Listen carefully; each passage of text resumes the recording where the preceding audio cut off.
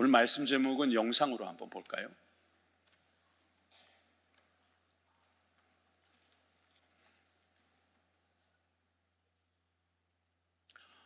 씨의 꿈이라는 제목으로 함께 은혜를 나누겠습니다. 아마 저거는 후 불면 날아가는 민들레의 씨가 아닐까 싶습니다. 여러분들은 꽃을 좋아하나요? 이번 주가 그야말로 꽃의 주간이라고 말할 수 있습니다. 일기예보에 의하면 이번 주에 여러분 좋아하는 개나리가 핀답니다. 이 개나리가 말이에요, 예정은 3월 17일이에요. 오늘이 16일인가요? 내일부터 이제 중부지방에 개화가 될 것이다. 그리고 나의 살던 고향은 꽃피는 산골, 진달래 어쩌고저쩌고 이것도 19일 날 개화를 한답니다. 그러니까 여러분, 다음 주에는요, 저 진달래 구경 가자고 해서 성도님들 많이 좀 데려오세요. 친구분들, 그리고 예배 드리고 가자. 진달래 봤으니 저 진달래를 창조하신 주님을 만나자. 그래서 교회를 데려오십시오. 진달래 축제 우리 교회에서도 있습니다. 진달래 19일 날 피고요. 4월 1일에는 젖꽃이 핀답니다. 노란색, 분홍색, 흰색이 조화를 이루는 이 봄, 여러분들에게도 꽃피는 봄이 오기를 바랍니다. 참 꽃은 좋습니다, 그죠? 꽃을 싫어하는 사람은 없는 것 같아요. 이 꽃의 계절, 여러분, 우리가 꽃을 보고 감탄하고 좋아할 때에 우리가 잊지 말아야 할 것이 있습니다. 꽃은 꽃 그 자체로 존재하기 어려웠었다는 사실입니다. 꽃은 그 누군가의 꿈이었습니다. 오늘 그렇게 멋진 제목으로 씨의 꿈, 갈매기 꿈이 아니고 씨의 꿈, 그 제목으로 함께 은혜를 나누는데, 오늘 본문에 보면 하나님의 나라 이야기가 나오니까 거기서부터 시작하도록 하겠습니다. 30절입니다. 함께 읽읍시다. 시작. 또 이르시되 우리가 하나님의 나라를 어떻게 비교하며 또 무슨 비유로 나타낼까?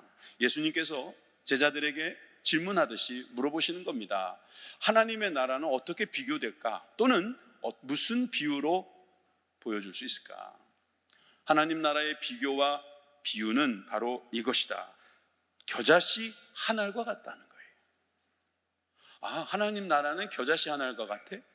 여러분, 이렇게 여러분들이 한번 생각을 하고 오늘 본문을 계속해서 읽어보시기를 바랍니다. 그런 과정에 저는 이 씨앗, 이 겨자씨가 갖고 있던 그 꿈에 대하여 오늘 함께 은혜를 나누고자 합니다. 첫째는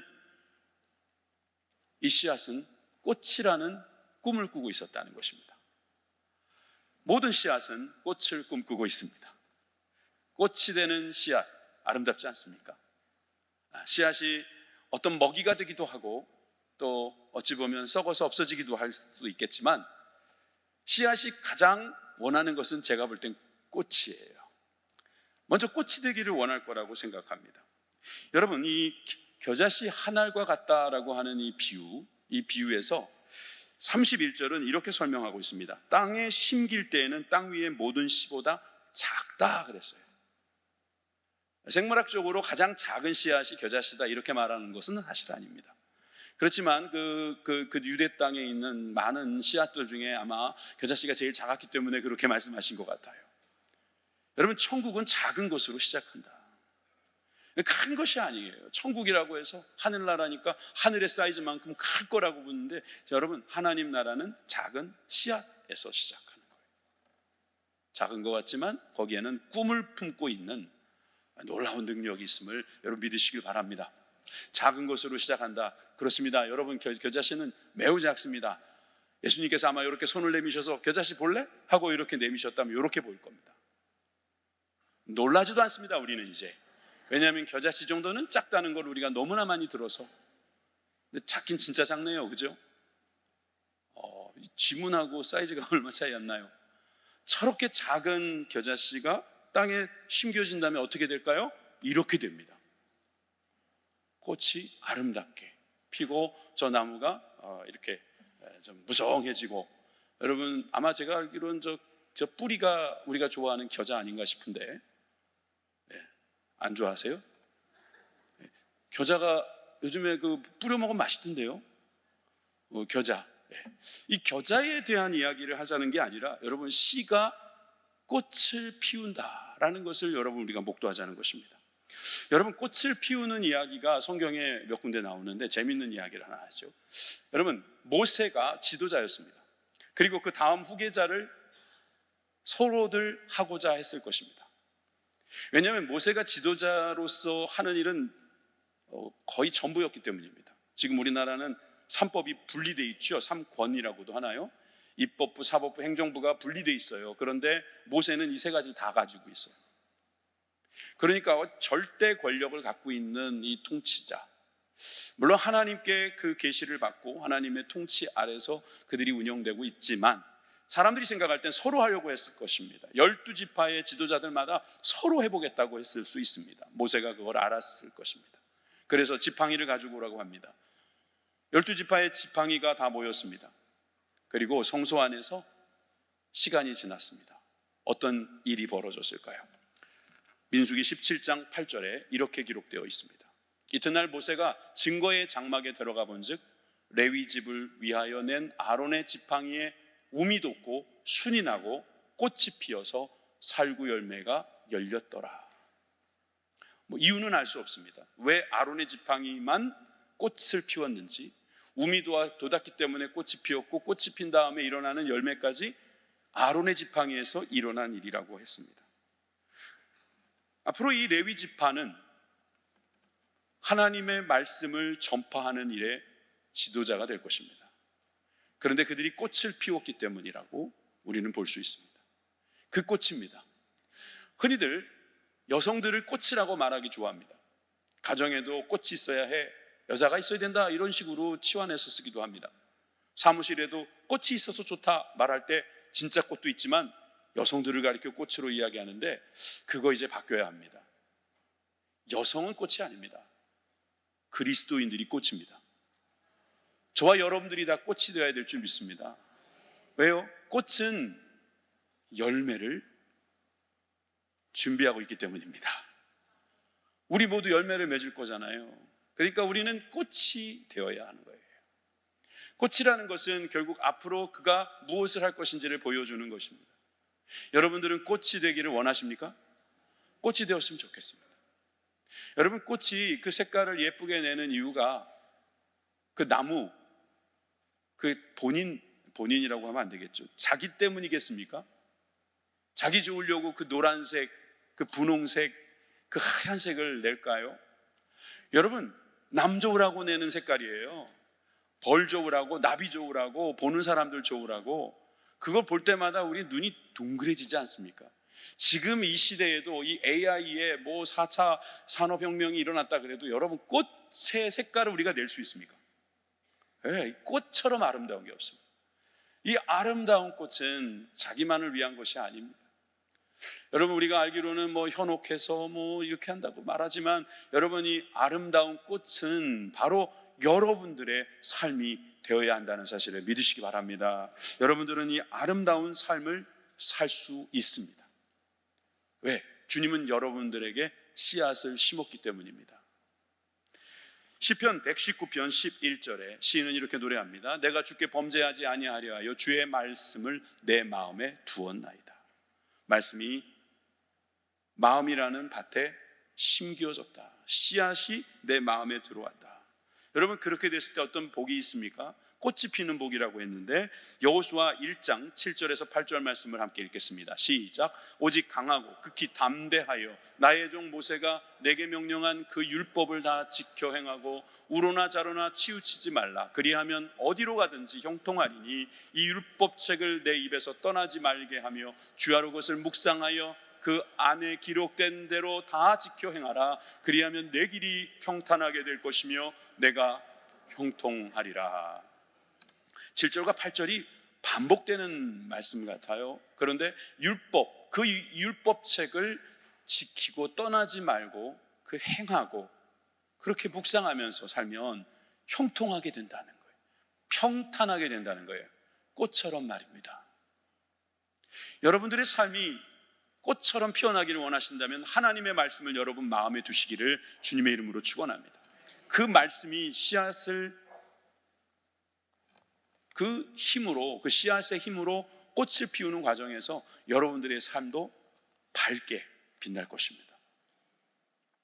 그 딱딱했던 땅의 껍질을 벗고 그 생명력이 올라왔을 때 가장 먼저 일어나는 꽃, 그 꽃은 치열한 전쟁을 마친 모습이 아니라 도리어 그 승리의 기쁨을 보여주는 것 같은 그런 아름다움 아닙니까?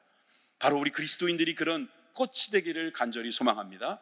하나님의 말씀이 여러분들 삶에 그렇게 능력이 되기를 간절히 소망합니다. 여러분들이 하나님의 말씀을 품었다면 여러분들의 얼굴에서 꽃과 같은 빛이 일어날 줄 믿습니다. 우리 교회는 매일 주와 함께라고 하는 그런 운동을 하고 있어요. 여러분 주보에 보면 여기 나와 있잖아요, 그죠? 몇 페이지입니까? 8페이지. 번호도 좋네, 8페이지. 팔팔하게 삽시다. 예, 매일 주와 함께, 매일마다 주와 함께. 이 줄이면 매주 하자고요. 매주마다 매일 주와 함께 모일 때 같이 말씀 읽고 그 말씀 묵상한 것대로 지켜 행하고, 여러분 이렇게 정리해서 드리잖아요. 그러니까 여러분들이 읽기도 하지만 이 말씀을 통해서 배우기도 하고 생각도 하고 또 암송도 해보시고, 여러분 이것이 바로 여러분들이 꽃이 되는 길입니다. 여러분 우리에게 주신 하나님의 말씀이라는 씨앗은 꿈을 꾸는데 여러분들의 삶에 꽃이 피는 꿈을 꾸고 계시는 줄 믿으시기 바랍니다. 이게 얼마나 좋은지 방해하는 세력들이 있습니다. 마귀죠, 마귀. 이 마귀를 성경은 작은 여우라고 표현했어요. 아가서를 읽어볼까요? 2장 15절 말씀입니다. 우리를 위하여 여우 곧 포도원을 허는 작은 여우를 잡으라. 우리의 포도원에 꽃이 피었습니다. 우리의 집에 꽃이 피었어요. 우리의 사업장에 꽃이 피었는데요, 이 작은 여우, 정서적으로는 여우 새끼라고 말하고 싶지만 이 작은 여우를 우리가 조심해야 합니다. 여러분, 이 작은 여우가 꽃을 해친다는 거예요. 우리가 꽃을 통해서 열매를 맺어야 되는데 이 꽃을 떨어뜨리는 게 뭐예요? 작은 여우라는 거죠. 저희 친척 중에는 이제 가수원 하시는 분들이 여러 분 계십니다. 언제가 중요하냐? 물어볼 필요 없이 다 중요할 겁니다. 그런데 1년 농사를 망치는 방법은 간단합니다. 꽃이 다 떨어지면 됩니다. 그러면 1년 농사 다 망치는 겁니다. 지금 이렇게 꽃필 때 그 꽃이 자연적으로 떨어지는 게 아니라 작은 여우 같은 것들이 와가지고 떨어뜨려 버리면 1년 거기다 꽂아놔봐야 아무 소용없습니다. 비료를 아무리 줘도, 햇빛을 아무리 주고 태풍을 막아줘도 꽃이 떨어진 것은 더 이상 열매 맺을 수 없다는 사실입니다. 주님께서 우리에게 씨앗을 심어주시고 그것이 꽃이 피게 하는데 이 꽃을 방해하는 악한 마귀들을 대적하시기를 바랍니다. 어떻게 대적합니까? 그때도 말씀입니다. 말씀과 기도로 대적하는 저와 여러분들이 되길 바랍니다. 거룩한 삶이란 결국 말씀과 기도예요. 그래서 제가 늘 하는 말, 농담처럼 듣지 마시고 제발, 제가 늘 하는 말, 우린 말기 환자라니까요. 우리는 건강하나 안 건강하나 다 말기 환자예요. 왜? 말씀과 기도 없으면 허약한 사람들이다 이 말이에요. 말씀과 기도로 늘 강건하시기를 바랍니다. 말씀과 기도가 우리에게 공급될 때 여러분 그 사람은 결국 꽃을 피우는 거예요. 그리고 꽃을 피우기 방해하는 세력들을 이길 수 있습니다. 말씀으로 대적하라고 했습니다. 기도로 대적하라고 했습니다. 여러분 그 말씀과 기도가 여러분들에게 꽃이 될 것을 믿으시길 바랍니다. 여러분 꽃을 피우는 일에 있어서 또 꽃이 피었는데 이것이 떨어지지 않게 하기 위해서 여러분들의 삶이 꿈꾸고 있는 그 아름다운 계절 아니면 그 아름다운 모습을 여러분 상상하고 계신다면 말씀입니다. 여러분들의 자녀가 꽃이 되기를 원하십니까? 말씀입니다. 기도입니다. 여러분 그것이 여러분들의 가정에서 꽃을 피울 것을 믿으시길 바랍니다. 두 번째는 이 씨앗이 꿈을 꾸는데 열매를 꿈꾼다는 것입니다. 여러분 꽃은 결국 열매로 가기 위한 길입니다. 여러분 이 열매는 씨앗부터 시작되는 것입니다. 열매를 맺는다라는 말은 나무에게만 해당되는 것이 아니라 우리 사람들에게 해당되는 것입니다. 우리들이 많은 열매를 맺는 것을 주님께서 기뻐하십니다. 우리를 시냇가에 심은 나무라고 말씀하시는 이유도 우리는 열매를 맺을 수 있기 때문입니다. 사람도 열매를 맺는다, 이 말을 생각하면 우리 그리스도인들의 정체성이 드러나는 겁니다. 그리스도인들은 사람을 낚는 어부이기도 하지만 열매를 맺는 나무이기도 한 것입니다. 여러분, 우리가 나무로서의 역할을 할 때에 가장 중요한 것이 뭐냐? 우리가 나무로서 그 뿌리를 어디다 내리느냐, 그리고 그 뿌리로서 우리가 어떠한 삶을 살아가느냐라고 할 때 결국 그 씨앗이 있느냐 없느냐, 이런 거 아니겠습니까? 시냇가에 심었는데 씨앗이 없는 사람이면 그건 소용없는 거고, 씨앗은 있는데 시냇가에 심어지지 않았으면 그것도 소용없는 거예요. 그러니까 여러분, 우리는 어찌됐든 하나님의 말씀이 있어야 되고 그 말씀이 자라날 수 있는 하나님의 복을 받아야 될 줄 믿습니다. 그래서 오늘도 예배하는 그 가운데서 하나님께서 여러분들에게 공급해 주시기를 원합니다. 여러분들의 삶에서 그런 날마다 피어나는 꽃이 있으며 그 이후에 열매가 맺기를 바랍니다. 2차 세계대전이 일어났을 때 영국에 폭격이 있었습니다. 독일군의 폭격, 독일 전투기의 폭격이 있고 나서 놀라운 일이 벌어졌습니다. 그동안은 한 번도 보지 못했던 아주 새로운 꽃들이 피어나기 시작한 거예요. 아니, 이 식물이 무슨 식물일까? 식물학자들이 연구를 해봤습니다. 막 연구를 하니까, 여러분 그림을 보여드리면, 이 영국이란 나라가 저기에 있잖아요. 유럽의 저쪽 동쪽에 있잖아요. 그죠? 서쪽에 있군요. 서쪽에 있잖아요. 그런데 여러분, 그 나무가 어떤 나무인가, 그 식물이 어떤 식물인가 봤더니 저기 멀리 뉴질랜드에서부터 온 거예요. 이게 어찌된 일일까? 이게 씨앗이 날라왔을 리도 없고 배 타고 왔을 리도 없을 것 같고, 그래서 이 뉴질랜드에서부터 이 영국까지 이 씨앗이 어떻게 왔을까? 한 번만 더 눌러보세요. 예, 그렇게 어떻게 갔을까? 이렇게 연구를 하다 보니까 여러분, 놀라운 사실을 발견한 겁니다. 오래전에 저렇게 떠내려왔던 씨가 흙 속에 파묻혀 있었는데 폭격이 일어나면서 땅이 뒤집어진 거예요. 그래서 그 땅 속에 있었던 뉴질랜드산 어떤 식물이 거기서 꽃 피우기를 시작한 겁니다. 이게 씨의 힘이고 그 씨가 꿈꾸었던 모습이 아니었나 생각하는 대목입니다. 여러분, 이렇게 씨는 품고 있다가 언젠가는 꽃을 피우고 열매를 맺는 능력을 가지고 있습니다. 여러분들에게는 그런 씨가 있습니다. 하나님께서 여러분들에게 그 씨앗을 심겨주셨다는 사실을 믿으시길 바랍니다. 그래서 오늘 본문 마가복음 4장 그리고 마태복음 13장에도 나오지만, 여러분이 씨에 대한 비유는 이 좋은 땅의 비유와 연결되어 있습니다. 마가복음 4장 20절 말씀 보실까요? 좋은 땅에 뿌려졌다는 것은 곧 말씀을 듣고 받아 30배나 60배, 100배의 결실을 하는 자니라. 여러분, 말씀을 받았습니다. 그랬더니 그 결과가 뭐라고요? 열매를 맺는 것이다 라는 거예요. 말씀을 좋은 땅에서만 받지는 않습니다. 다른 데서도 받았습니다. 받았어요. 어떻게 받았는가? 자, 그 앞에 있는 내용을 제가 그림으로 보여드리면, 길가에도 씨앗은 떨어졌습니다.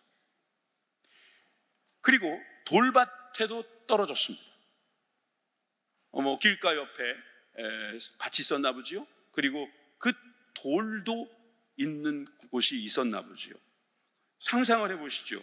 또 어디에 있었겠습니까? 가시떨기들을 한쪽으로 모아놨는데 거기에서도 씨앗은 떨어져서 자라날 준비를 하고 있었습니다. 그런데 마지막에 좋은 땅, 여기에 떨어진 것이 30배, 60배, 100배 열매를 맺었더라 하는 겁니다. 여러분, 이것은 무엇을 비유하는 거였습니까? 여러분, 길가에 떨어졌다는 것은 사탄이 와서 방해를 하게 된다는 거예요. 새가 온다는 것처럼 말이죠. 돌밭도 마찬가지죠. 환난과 박해라고 하는 것에 결국은 말라 비틀어지는 거예요. 가시떨기라는 것은 세상의 염려와 재물의 유혹 때문에 결과적으로는 다 기운을 잃어버리는 것이죠. 그러나 좋은 땅, good soil, 여러분, 이 좋은 땅에 뿌려진 것은 결국 말씀이 자라나게 되는 축복이 있다고 말씀하시는 것입니다. 그래서 오늘 본문의 32절에 이렇게 말씀하고 계십니다. 심긴 후에는 자라서 모든 풀보다 커지며 큰 가지를 내나니 공중의 새들이 그 그늘에 깃들일 만큼 되느니라. 자, 이 말씀도요 참 그림적인 말씀이에요. 보세요. 자랐어요. 커졌대요. 풀보다 커졌대요. 이게 나무처럼 커진 거예요. 큰 가지를 냈대요. 그래 공중에 새들이 앉았대요. 공중에 새가 한 마리 정도 앉아 있는 게 아니라 수십 마리, 수백 마리가 앉아도 되는 그런 큰 나무가 된 것입니다. 거기에는 그늘도 있고 거기엔 열매도 있어서 그것을 먹고 그것으로 휴식을 취하는 나무가 되었다는 것이죠. 하나님 나라는 어떤 나라입니까? 처음에는 작은데 자라고 커지면서 많은 이웃들을 좋게 만들어주는 열매를 맺는다, 이런 이야기죠. 여러분, 우리의 성장이, 우리의 자라남이 우리만의 유익이 아니라, 나만 잘 먹고 잘 사는 것이 아니라 나로 인하여 세상에 많은 이웃들이 함께 잘 사는 것, 이것이 바로 하나님 나라인 줄 믿으시기 바랍니다. 우리가 꿈꾸는 하나님의 나라, 이 하나님의 나라를 세상 사람들도 추구합니다. 이름만 다르게 꿈꾸는 게 있다는 거예요. 그래서 어떤 왕이 이런 말을 했다고 하지 않습니까? 정구영 총장이 쓴 글에 보면 이래요. 천국의 최고의 지혜입니다. 죄송합니다. 최고의 지혜가 무엇인지를 연구해라. 신하들이 사방에 돌아다니면서 연구한 끝에 책을 만들어 냅니다. 임금이시여, 이 책에는 이 세상의 모든 지혜가 가득 담겨 있고 이건 마치 보물과 같습니다. 그래? 수고 많았다. 근데 이제 한 권으로 만들어라. 신하들이 뭐 어떻게 하겠어요? 예, 알겠습니다. 그리고 한 권으로 만들어 왔어요. 한 권으로 만들어 왔습니다. 그랬더니 그거를 한 챕터로 만들어 봐라. 만들었어요. 그러면 좋다. 그러면 이것을 그러면은 문단으로 한번 만들어 봐라. 그래서 만들었어요. 그랬더니 갖고 왔더니 또 왕이 뭐라고 말합니까? 한 줄로 만들어라. 한 줄로. 네가 말하는 최고의 지혜가 뭐냐? 한 줄로 만들어라. 그랬더니 뭐라고 나왔다고요? 공짜는 없다. 서울여대의 그 정구영이라는 총장님이 쓴 책의 그 제목이기도 합니다. 공짜는 없다. 공짜는 없습니다. 우리가 은혜를 찬양하지만 이 은혜는 공짜가 아닙니다. 하나님께서 대신 지불하신 것입니다. 우리가 구원받았다는 것은 공짜로 받은 것이 아니에요. 우리가 아무것도 지불하지 않았다고 해서 그 가치가 공짜가 아니라는 거예요. 그것을 지불하시기 위해서 주님은 독생자까지 아끼지 아니하시고 우리들에게 마음껏 부어주신 것이 바로 은혜라고 하는 것이죠. 그런데 이 세상은 어떻습니까? 공짜는 없다예요. 여러분, 이 공짜는 없다라는 말은요, 어찌 보면 우리가 할 일이 있다는 거예요. 뭔가를 해야지만 얻을 수 있다는 거죠. 인과응보를 이야기하는 것만은 아닙니다. 권선지각만을 이야기하는 것은 아니에요. 여러분, 우리가 어떤 일을 하는 데 있어서 꿈을 꾸고 있다면 우리가 할 일은 있다는 거예요. 그냥 꿈만 꾸고 감나무 밑에서 입 벌리고 앉아 있으면 감이 떨어지는 것, 그것은 그냥 감 하나 정도 먹을 수밖에 없을 겁니다. 대부분은 다른 사람이 다 따갈 것이고 또 심지어 까치들이 다 먹어버릴 겁니다. 뭘 해야 됩니까? 우리는 부지런하여 게으르지 않아야 할 것입니다. 여러분, 정말 꿈을 꾸고 있습니까? 여러분들도 꿈이 있습니까? 만약에 여러분들이 꿈이 있다면 해야 될 일은 해야 하는 거예요. 공짜는 없어요. 이것을 꼭 기억한다면 우리는 우리에게 주신 말씀으로 이 말씀을 받을 수 있습니다. 데살로니가후서 3장 10절 말씀입니다. 함께 읽겠습니다. 시작. 우리가 너희와 함께 있을 때에도 너희에게 명하기를 누구든지 일하기 싫어하거든 먹지도 말게 하라 하였더니. 여러분, 이 말씀 들으면 막 부담이 되십니까? 또 일하러 가라는 건가? 또 노력하라는 건가? 예? 맨날 그렇게 그냥 일하러 가라고. 여러분, 우리나라 사람들 지금도 여전히 한국인들은 일하는 시간이 길다 그래요. 물론 그 일의 질이 어떤지에 대해서는 학자들마다 의견이 다릅니다. 여러분, 누구든지 일하기 싫어하거든 먹지도 말라, 이 말은요, 할 일은 하라는 거예요. 할 일을 해야 된다면, 여러분, 우리 그리스도인들이 할 일이 뭐냐 이거예요. 여러분들이 일의 양도 중요시 여겨야겠지만 그 일을 하는 방법에 대해서도 여러분들이 생각하고 사셔야 됩니다. 그동안 열심히 했는데 잘 안 됩니까? 또 그 열심히 하는 것이 여러분들에게 도리어 힘이 떨어지는 일이 됐습니까? 아침에 일어났는데 피곤하고 뭔가 나가서 뭐 하기 싫어요. 제가 말씀드리죠. 당신은 꿈이 없는 겁니다. 꿈이 없어서 그래요. 쉽게 말해서 만약에 꿈이 있잖아요. 피곤함을 디디고 올라갑니다. 목사님 어떻게 아십니까? 저는 경험해서 알아요. 꿈이 있을 때와 없을 때는 저는 구별했어요. 힘이 들고 막 몸살이 났는데도 기어 나갑니다. 꿈이 있을 땐 기어 나가요. 아니 그 꿈이 없잖아요. 없으면 그냥 거기서 좀 쉬었다 가자. 할 것도 없는데 뭐. 그럼 난 좋아하지도 않고 누가 날 좋아하지도 않고. 아니 그런 거 있잖아요. 여러분들이 좋아하는 일이요. 그건 대부분 꿈이 될 수도 있고 그 꿈의 열매를 맺을 수도 있거든요. 여러분들은 좋아하는 일과 하고 있는 일이 일치되기를 원하잖아요. 여러분 그런 생각만 해도 우리는 알 수 있어요. 꿈이 없으면요 망해요. 이 시대가 자꾸 우리를 꿈이 없는 시대로 만들어 버릴 겁니다. 그러니까 세상에 없어질 것들을 꿈꾸다 보니 꿈에 대한 경험이 있고 그로 인해서 그 다음부터 꿈을 안 꾸는 거예요. 그러면 여러분들의 꿈을 바꾸셔야죠. 왜 그렇게 사라질 것을 꿈꾸십니까? 그 영원하지 않을 것에 대하여 그렇게 꿈을 꾸고 그 찰나적이고 순간적인 것에서 그 위로를 얻으려고 하십니까? 영원한 것에 꿈을 꾸고 이것이 나에게 정말 진정한 꿈이다. 오늘 장로님께서 은혜롭게 기도해 주실 때 참 봄철에 우리가 영혼을 살리는 일, 이 좀 아름다운 꿈 아니겠습니까? 돈을 많이 벌고 건강관리 잘해서 정말 사람들도 주변에 많고 나는 행복하다. 여러분 그게 세상의 꿈이라면 우리들의 꿈은 좀 달라야 되지 않겠습니까? 다 똑같아도 좋아요. 그런데 우리가 그 상황에서 영원한 것을 추구하는 사람으로서 이 꿈이 다른 거죠. 그러니까 이 꿈을 꾸는 사람들은요 게으를 수가 없는 거예요. 먹지도 않아도 될 만큼 정말 열심히 그 꿈을 향해 달려가는 사람. 근데 그렇지 않은 사람들이 많은 거죠. 왜 그럴까? 왜 그런 상황이 벌어질까 생각하고 있는데 이혜인 수녀님이 쓴 시를 우연히 읽게 됐습니다. 이 시의 제목이 이렇습니다. 내 마음이 메마를 때면. 제가 이 시를 한번 읽어볼 테니 여러분 한번 따라해 보십시오.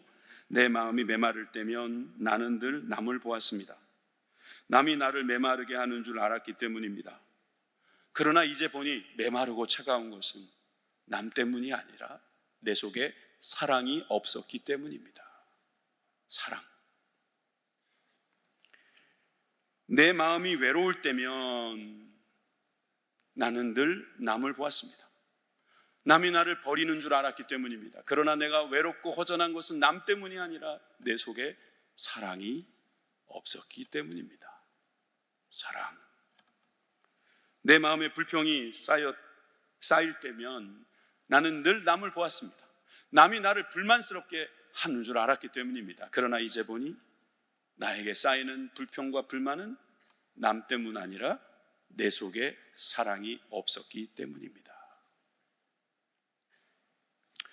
여러분 내 속에 쌓이는 것이 하나님 주신 씨앗이 아니라 이 세상의 것들이라면 여러분 결국 우리는 남을 탓하기 쉬울 겁니다. 사랑이 없었기 때문이라는 생각을 안 하고요. 사실 변명이나 해명하기는 좋습니다.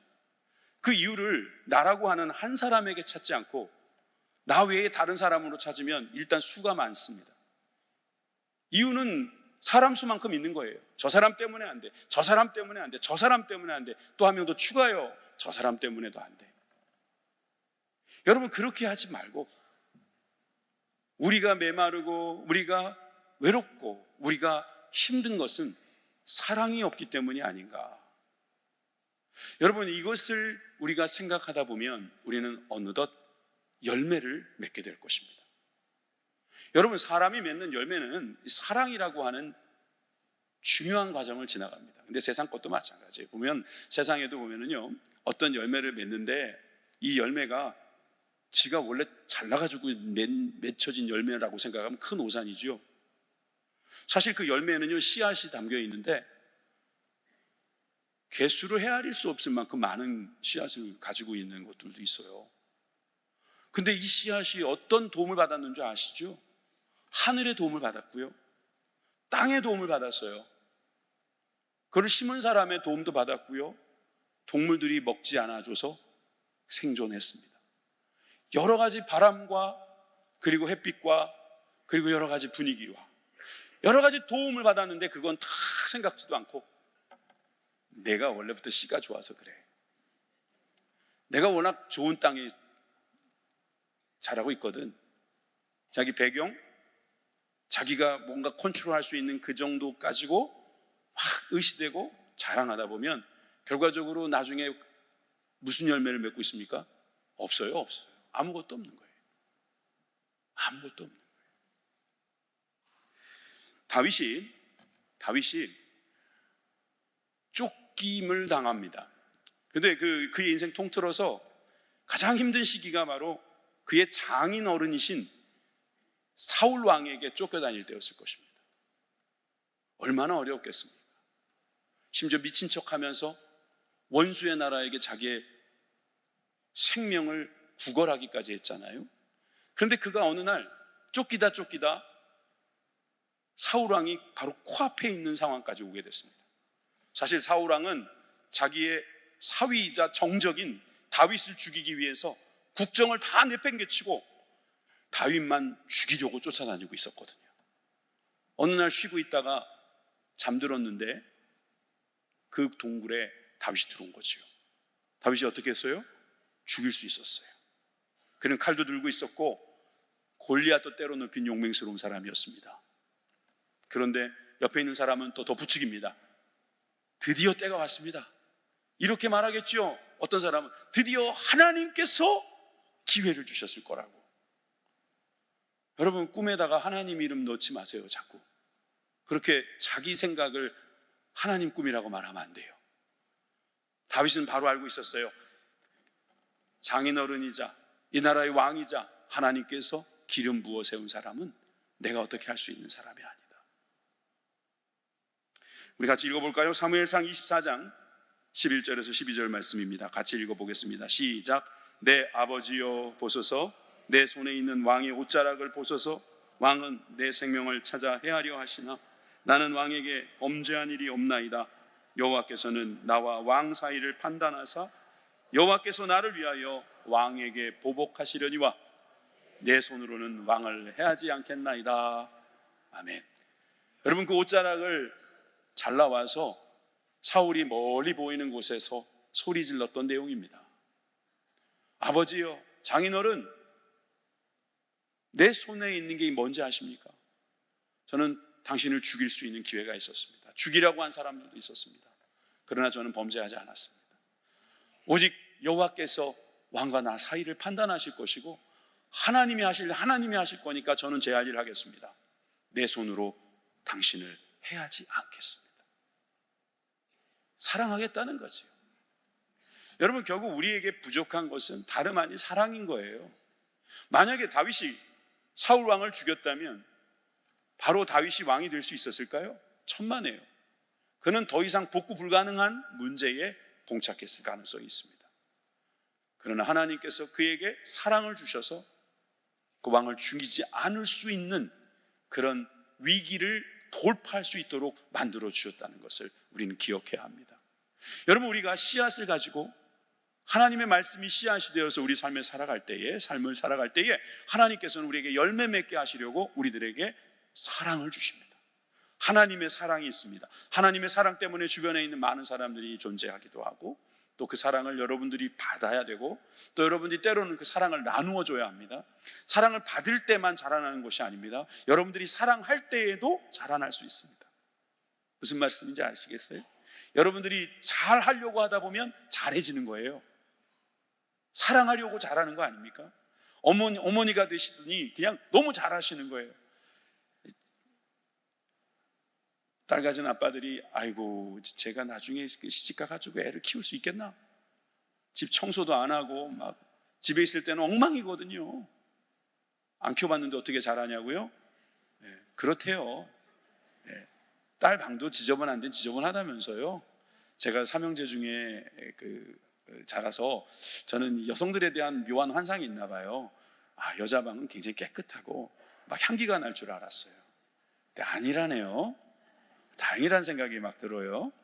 아들들도 그렇거든요.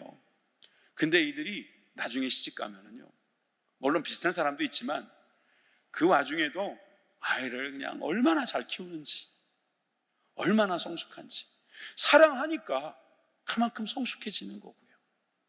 또 남편에게, 친구들에게 사랑을 받으니까 또 점점 자라나는 것이고요. 여러분, 이 봄은 성장을 이야기해야 될 때입니다.